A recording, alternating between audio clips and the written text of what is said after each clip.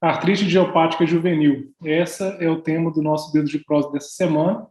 E para essa conversa eu recebo a doutora Maria Vitória, ela que é reumatologista titulada pela SBR, Sociedade Brasileira de Reumatologia, e que também atua como preceptora do ambulatório de reumatologia pediátrica na Santa Casa de Belo Horizonte. Seja bem-vinda, doutora Maria Vitória.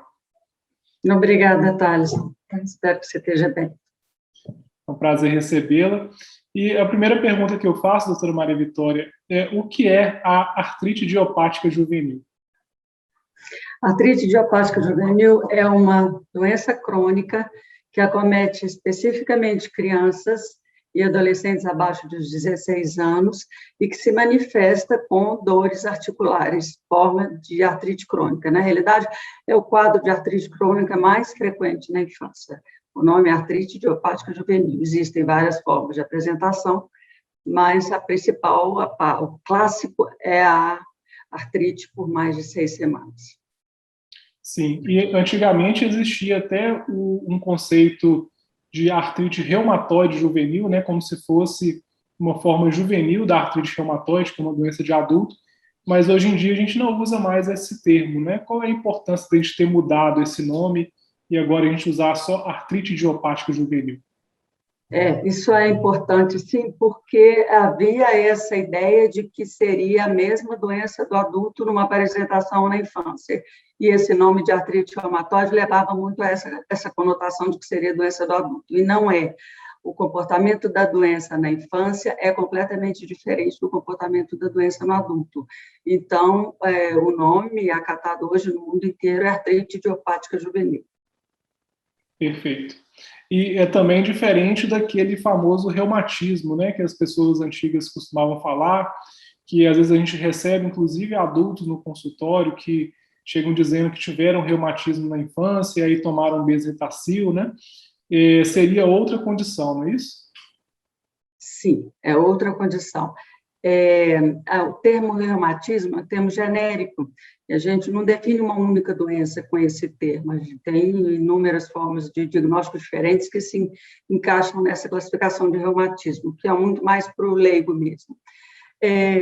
Essa da infância, que é desencadeada pelos episódios de dor de garganta de repetição, que a gente usa o bezetacil para poder fazer profilaxia, para que a doença não volte, isso se chama febre reumática.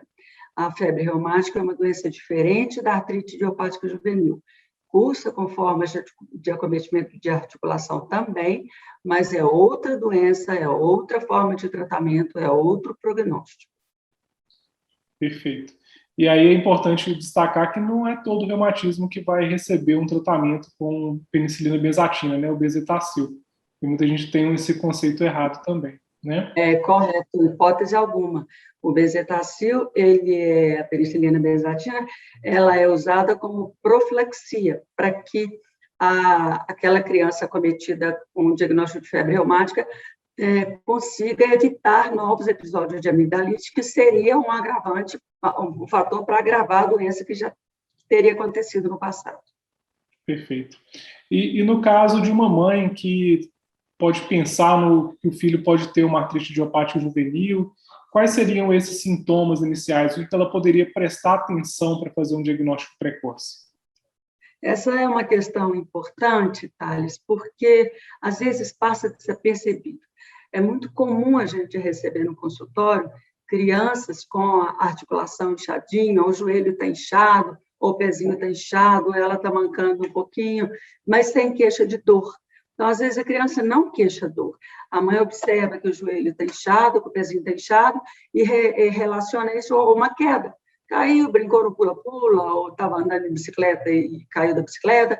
E não é raro também o quadro iniciar após um trauma. Mas esse trauma foi só um gatilho. Então, às vezes, a gente fica esperando aquilo melhorar e não melhora. É o primeiro sinal de que alguma coisa não vai bem. Então, se tem uma juntinha que está inchada há mais tempo, então um mês lá, a juntinha continua inchada, ou a criança está mancando, principalmente pela manhã, na hora que ela sai da cama mancando, daí é meia hora, 1 hora, 2 horas, o tempo que for, ela volta ao seu ritmo normal. Isso é um clássico sinal de um acometimento inflamatório articular. Eu preciso lembrar aqui que a artrite idiopática juvenil pode acometer qualquer articulação. Às vezes, uma única articulação da mãozinha, às vezes o pescoço, outras vezes a articulação temporomandibular, ali a criança manifesta como dor no ouvido e não sabe bem o que é que está acontecendo, e leva ao pediatra inúmeras vezes, não tem nada no ouvidinho, e o problema é na articulação temporomandibular. Então, qualquer articulação pode ser comprometida. Coluna cervical, temporomandibular, ombros, cotovelos, mãos, punhos, joelho, quadril, coluna lombar, pezinho, tornozelo, qualquer uma.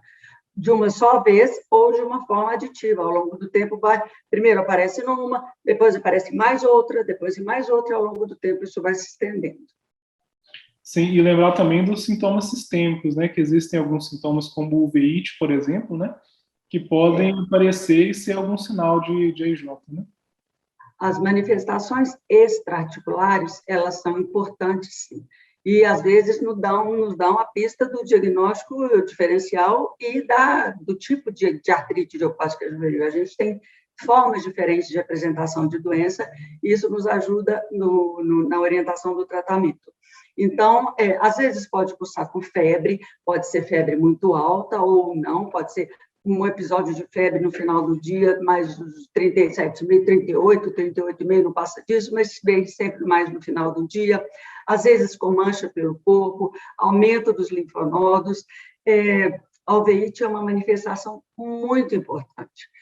Ela tem um típico de uveíte. A uveíte acomete principalmente os meninos, na pré-adolescência, 10, 11, 12 anos, e as meninas que começam com reumatismo muito precocemente. Então, lá por volta de 1,5, 2 anos, está lá com o joelho inchado. Essas crianças, e dependendo do tipo de exame laboratorial que elas têm, elas vão apresentar um risco maior do desenvolvimento de uveíte. E o uveíte é tão sério, que às vezes eu viro para a mãe e falo assim, olha, se você não puder vir aqui, não tem problema, você tem que ir no oftalmologista. Tem que fazer o acompanhamento com o oftalmologista, porque, às vezes, o problema mais grave da criança é o olho e não é o joelhinho que está inchado. Perfeito. E a artrite idiopática juvenil, você bem falou, ela pode afetar qualquer idade, né, Vitória? Até crianças mais jovens, até os 16 anos de idade, quando a gente muda a classificação. Essa determinação dos 16 anos é um tipo de classificação que foi aleatório, isso é aceito no mundo inteiro, mas é um tipo de maneira de separar uma coisa da outra. Então, a maioria, essas crianças apresentam o início de sintomas, não necessariamente com diagnóstico, mas início de sintomas antes dos 16 anos. E pode acometer qualquer idade. Eu tenho crianças que começaram com quadro articular antes de 1 ano de idade. Então, às vezes, muito pequenininho, começa a andar, anda bem, daqui a alguns meses começa a mancar e aí vai perceber que está com a junta inchadinha. Então, o mais comum é nas perninhas mesmo. Por isso que eu fico falando que às vezes começa a mancar. Às vezes não está mancando, porque o cometimento é de punho, mas muito frequentemente é das articulações dos membros inferiores. Perfeito. E, uma vez feito esse diagnóstico, qual seria o tratamento? Seria obrigatoriamente medicamentoso? Tem alguma outra forma de tratamento que não seja assim? Como é feito isso?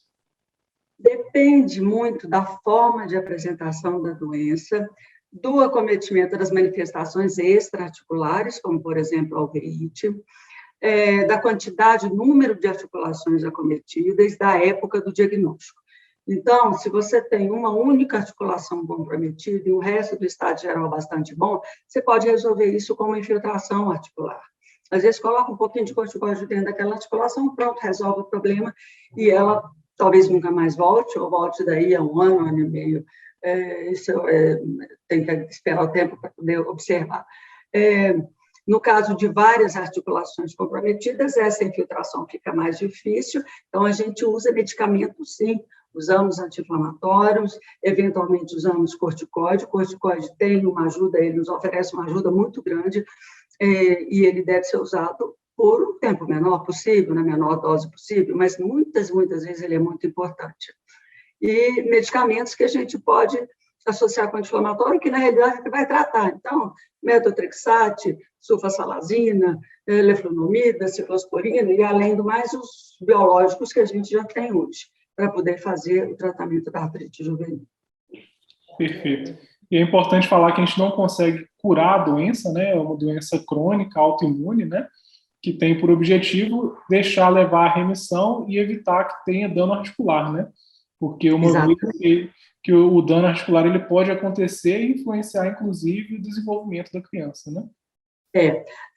Às vezes a família fica com muito receio do uso de corticoide porque vai interferir no ritmo de crescimento da criança, mas a doença por si só faz isso. Então, se eu tenho uma artrite crônica, vamos pensar lá no joelho, e essa artrite fica lá sem tratar, ele vai apresentar no futuro uma discrepância do tamanho da perninha de um lado para o outro. Então, ele pode apresentar uma discrepância das pernas em função dessa articulação, de uma única articulação comprometida.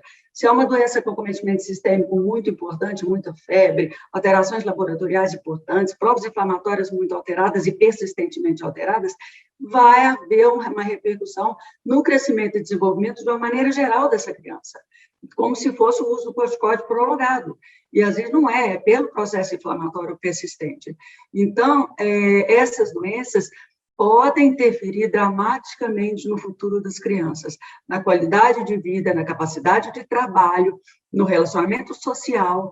Então, tratar rapidamente, fazer o diagnóstico o mais rápido possível e investir nesse tratamento é muito importante para que ela possa ter uma vida normal no futuro, o mais próximo do normal possível. A atividade física é muito importante, Thales. A gente não pode abandonar. Existe a ideia de que, às vezes, não pode brincar porque não pode correr por causa da articulação que está cometida. Não. A criança está autorizada a fazer o que ela dá conta. Então, se ela não está dando conta de andar de bicicleta, ou se ela não está dando conta de correr, ela não vai fazer isso espontaneamente. Mas, na medida que ela consegue, a atividade física é sempre bem-vinda, sempre vai nos ajudar no desenvolvimento da criança, nesse desenvolvimento pleno como pessoa e na resposta do tratamento também. Com certeza. É sempre importante ter como objetivo, né, que a criança tenha uma vida o mais próximo possível do normal, né, e que não perca a função, né, da sua capacidade de brincar, de fazer suas atividades, né? É verdade. E dependendo da forma de apresentação da doença, tem algumas que são mais benignas, que às vezes entram em remissão espontânea. Independente do tratamento, a criança apresenta aquele quadro, dura lá seus 6 meses e some do mesmo jeito que apareceu. Isso acontece, como acontece também os episódios de remissão por medicamento. Então, a gente começa a tratar, alcança a remissão da doença e, eventualmente, consegue tirar o medicamento. Então, isso é possível. A gente não chama isso de cura, chama de remissão de doença, mas não deixa de ser uma cura. Se eu consigo o controle da doença, se eu consigo retirar o medicamento e a criança continua bem, não deixa de ser, mas acontece que a gente não dá alta. Então, vou acompanhando aquela criança, quando for possível, e até na fase adulta, para poder, sabendo que ela teve um quadro de uma doença inflamatória crônica no passado. Aquilo pode voltar. Com certeza. Doutora Vitória, agradeço demais, viu, a participação, aceitar o convite. Acho que a mensagem que fica é... Prazer enorme estar aqui com você. Imagina. Acho que a mensagem importante que fica é que a IJ é uma doença que pode ser grave, né, que pode limitar muito a criança, né, e que o ideal é que seja feito um tratamento para evitar, o mais precoce possível, para evitar que a criança perca a função e perca a alegria mesmo da fase da criança, né, de brincar, né? Esse desenvolvimento pleno da criança é sempre o nosso objetivo maior. E esse alerta ele é importante para os pais, para os responsáveis pela criança e para os pediatras também, ficarem atentos a uma queixa muito persistente de dor em determinada região, sempre na mesma região, ou não, você está percebendo que essa criança não está desenvolvendo bem aquela área, merece uma investigação e, se necessário, um tratamento. Perfeito. Muito obrigado, viu, doutora Maria Vitória? Obrigada a você. E agradeço também aos seguidores que acompanharam. Quem tiver alguma pergunta pode ficar à vontade que a gente responde no final. E um abraço.